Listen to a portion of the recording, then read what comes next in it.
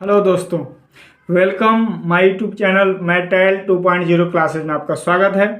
आज मैं दोस्तों हिंदी का एकदम निचोड़ प्रश्न लेकर आया हूं, जो आपको बहुत ही मोस्ट इम्पोर्टेंट क्वेश्चन है और इसको आपको याद करना है, क्योंकि ये परीक्षा में पूछेगा ही पूछेगा, इसमें कोई दो राय नहीं है।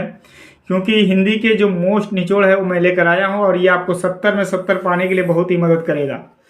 और ये आपको 101% आशा मैं दिलाता हूं कि ये परीक्षा में प्रश्न जरूर आएगा, आप देख लीजिएगा। कह रहा है हिंदी के सबसे महत्वपूर्ण प्रश्न आज मैं आपके सामने लेकर आया हूं और इसमें जो सबसे पहला जो टॉपिक है उसका नाम है कालावधि, यानी समय।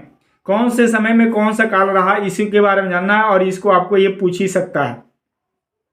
हो सके ऑप्शनल में भी पूछ दे, क्योंकि इस बार ऑप्शनल 20 नंबर का आएगा, 20 क्वेश्चन आएंगे और आप जानते हैं कि हिंदी में फेल हो जाएंगे तो फिर आप किसी विषय में पास नहीं हो सकते हैं। तो हिंदी में वो हल्के में लेंगे तो वो भारी पड़ जाएगा, लेकिन हिंदी को आप थोड़ा थोड़ा पढ़ते रहेंगे तो ये आपके लिए बहुत ही फायदेमंद होगा। तो अगर मेरे चैनल पर नए हैं तो सब्सक्राइब जरूर करें और आगे चलते हैं हम प्रश्न की तरफ। शुक्ल युग कब से कब तक था? 1919 से 1938 तक के समय को हम क्या बोलते हैं? शुक्ल युग बोलते हैं। ध्यान में रखिएगा, है ना। तो आप इसको चीज़ को ध्यान में रखिए और इसको हो सके तो आप जोड़ा बना लीजिए, शुक्ल युग और शुक्लोत्तर युग, इस प्रकार आसानी भी हो जाएगा। तो शुक्ल युग 1919 से 1938 तक और शुक्लोत्तर युग 1938 से 1980 तक, यानी इन दोनों को जोड़ा बना लीजिए तो एक प्रश्न की तरह हो जाएगा। अगला है रीतिकाल, थोड़ा ध्यान दीजिए। रीतिकाल 1643 ईस्वी से 1843 ईस्वी तक, और एक दिया आधुनिक काल, इसको भी आप जोड़ा बना लीजिए। तो जो रीतिकाल का समय काल रहा है वो 1643 से 1843, बहुत ही मोस्ट इंपोर्टेंट है, इसको जानते भी होंगे आप लोग। आधुनिक काल पूछ रहा है तो आधुनिक काल भी 1843 से आज तक के युग, मतलब अब तक के समय को हम क्या बोलते हैं? आधुनिक काल बोलते हैं। ये तो आप जानते हैं ना, आधुनिक काल का जमाना है, तो इसको भी आप मोस्ट इंपोर्टेंट के तौर पर इसको भी याद कर लेंगे। अगला है प्रश्न हमारा, कह रहा है कि प्रगतिवादी युग 1936 से 1943 तक, और प्रयोगवादी युग, देखिए नाम मिलता जुलता है, 1943 से 1953 तक। तो इसका भी आप जोड़ा बना लेंगे, यानी आपके जो ये 6 प्रश्न हैं आपको 3 प्रश्न हो जाएंगे और एक इकलौता इसमें आगे द्विवेदी युग जो 1900 से 1918 ईस्वी तक था। तो याद करेंगे आप, इसमें से 4 नंबर आपको मिल जाएगा, एकदम पक्का 4 नंबर आपको मैं दे रहा हूँ। आज अगर आप इसको पढ़ लिए, देख लिए मेरे वीडियो को, तो आपको 4 नंबर मिलना ही मिलना है।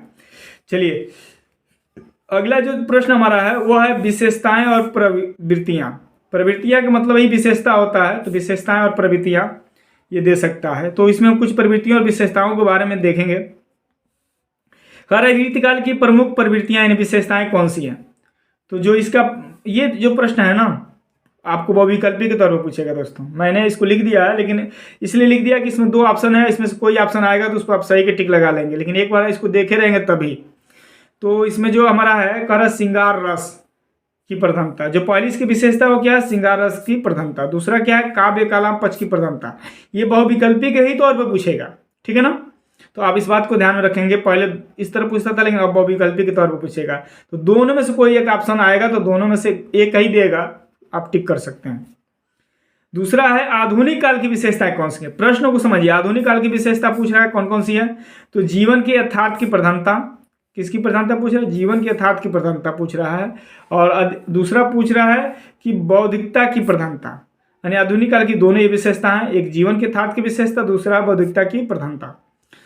अगला पूछ रहा है कि प्रयोगवाद की विशेषता, तो घोर व्यक्तिवक्ता, और दूसरा यथार्थवादी दृष्टिकोण, यानी देखने का तरीका, यथार्थवादी दृष्टिकोण।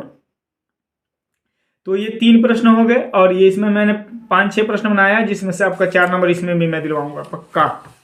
चलिए अगले प्रश्न की तरफ हम लोग बढ़ते हैं, जो बहुत ही मोस्ट इंपोर्टेंट है। प्रगतिवादी युग, देखिए इसमें डिफरेंस मत करिएगा, प्रयोगवाद और प्रतियोगितावादी, थोड़ा सा डिफरेंस है, इसको समझ लीजिएगा। इसमें जो कह रहा है कि इसकी क्या विशेषता है, तो ये मानवतावादी प्रवृत्ति का है, और दूसरा विरोध एवं क्रांति की भावना वाला ये टाइम था, तो ये आपका हो जाएगा। अगला जो प्रश्न है वो छायावाद युग की विशेषता है, ये बहुत ही मोस्ट इंपोर्टेंट है और ये 2022 में पूछा था। श्रृंगार और प्रेम वेदना, प्रकृति का मानवीकरण। पहला है श्रृंगार और प्रेम वेदना, दूसरा है प्रकृति का मानवीकरण। और इससे भी सबसे मोस्ट इंपॉर्टेंट प्रश्न जो 2022 में पूछा गया, 21 में तो शायद परीक्षा नहीं हुआ था आपका, नई कविता की प्रमुख विशेषताएं कौन सी हैं? तो बौद्धिकता की प्रधानता आपके बहुविकल्पी के तौर पर आएंगे, इसलिए इस बात को भी याद रखेंगे कि इसमें जो ऑप्शन आएगा बौद्धिकता की प्रधानता, उसी पर टिक लगाना आपको। ये बहुत ही मोस्ट इंपॉर्टेंट क्वेश्चन है दोस्तों।